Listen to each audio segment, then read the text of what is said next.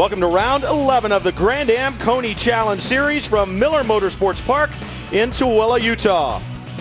Hello everyone, I'm Brian Till along with Dorsey Schrader. We'll call the action from up top for you, and down on pit road, Calvin Fish, and just to change things up, Lee Diffie. They'll bring you the stories from down on pit road and all season long, Dorsey, both in Grand Sport and Street Tuner class. The battle for the championship has been between consistency and outright speed.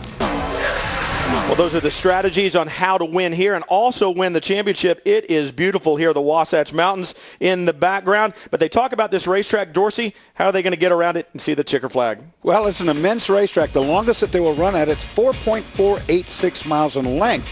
But a lot of corners to deal with, 23 to be exact, and 13 are to the left, 10 to the right. Front straightaway immense, 3,500 foot straight right there. The brake zone is one of the best to get into the corner. Fast part of the racetrack is to your left, turn 1, 2, 3. Once it gets in the middle, it's very, very tight. Passing's difficult here. You have to have a well-balanced car. To Street Tuner, onto the front straightaway. We'll see if the turbocharger in this little Subaru Legacy can get wound up. They take the green in a drag race for the Street Tuner class down to turn 1. And it's not just that turbocharger. We're sitting at 4,400 feet elevation. There's not much oxygen up here, so that turbocharger works. It's also all-wheel drive. It's got the advantage on the outlaps with cool tires of having more grip. You talk about all grip, power to all 4 wheels in that little Legacy. A little bumping and grinding going on. Oh, and the bumper gone off of one of the lead Acuras there. Well, he just lightened up his load by about 25 pounds, or he will once he sheds the rest of that skin. That may be the number 95 of Adam Burrows as he goes out of the picture there. Now, that's not going to mess up the aerodynamics, Dorsey, but no, it's the 75. It won't mess up the aerodynamics, but if that part falls off, Aaron Pavolito behind the wheel right now. Oh, we've got a yellow up here. You see it right in front of our camera. So something's happened on the racetrack. It's not for this.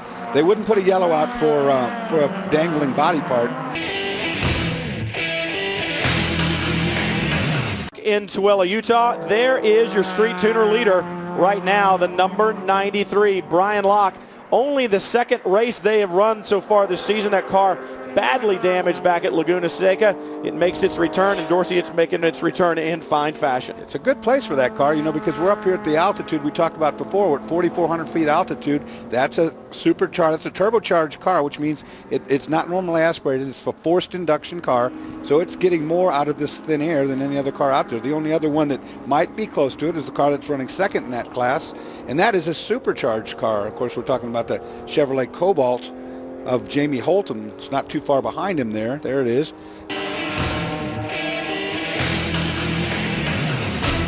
Look at the battle in the Street Tuner class. And of course, you see Jamie Holton in the Cobalt. Up front, the supercharged car. Right behind him is Brian Locke, turbocharged car. Top speed going down here into turn 1. He's got him side by side. But watch this. It just keeps pulling stronger and stronger. Right on by he goes. Moves over in front and takes the line away for turn 1. So that's a pass for the lead, and those two cars have been going at it since the lap 1. And the more exhaust gas gets spit out of that little Subaru engine, the more it turns that turbo and the more horsepower it makes. Brian Locke, a great run. Remember I said only his second Koni Challenge race of the season. That car so badly damaged at Laguna Seca. They are back, and they are back with a vengeance. And those Subarus have won twice already this season. We saw him win at Lime Rock.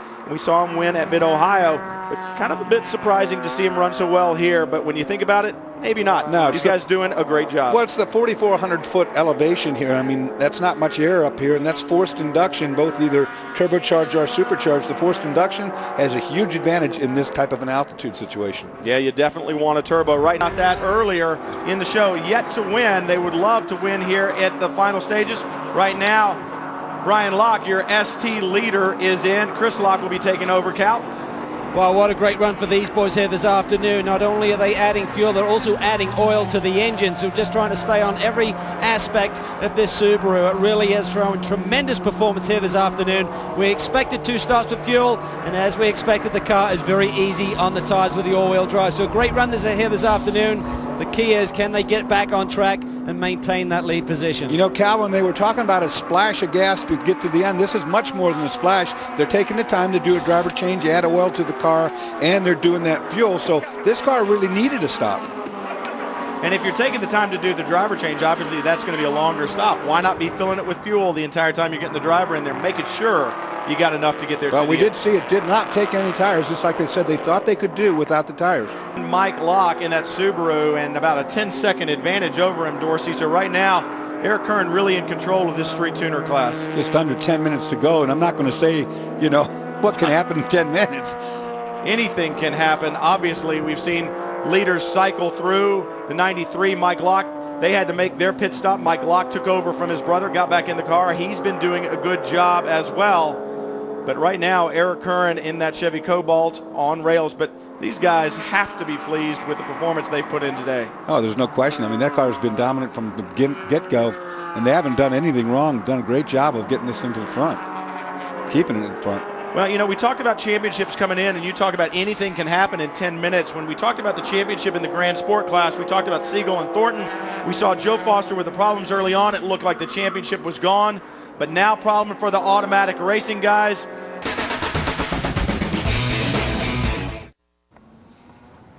We have already celebrated the Grand Sport victories here in the Grand Am Koni Challenge for Miller Motorsports Park. Now it's time to take a look at Street Tuner.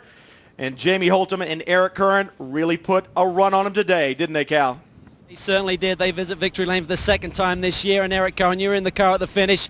How sure were you that all the cars in front of you needed to pit for fuel? I wasn't very sure. I had my fingers crossed and talking to these guys in the pit lane and talking to my team and trying to give me an idea of what's going on. But the Turner car we were worried about. The Turner car we thought might be able to go to the end. And sure enough, I was trying to close on him and gain speed on him. But sure enough, he ducked into the pits. And the other car to worry about was the Subaru. The Subaru was just fast all day. But, you know, this Scatapack Cobalt SS is just phenomenal today. We cut it really close on fuel. The car ran out of gas right on the last lap. So reserve to the end.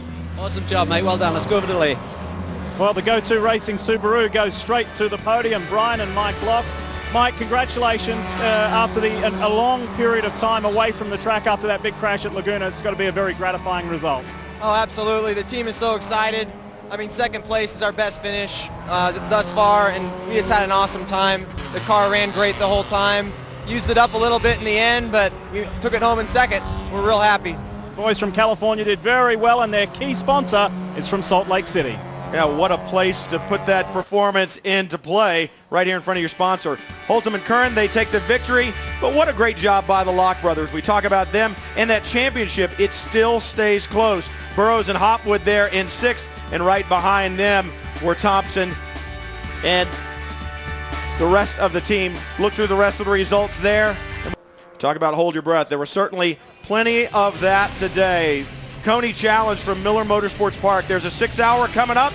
The finale, it's not done yet. You talk about action, we certainly saw plenty of it here, and they'll take it to the final checkered flag of the season. Both championships still up in the air.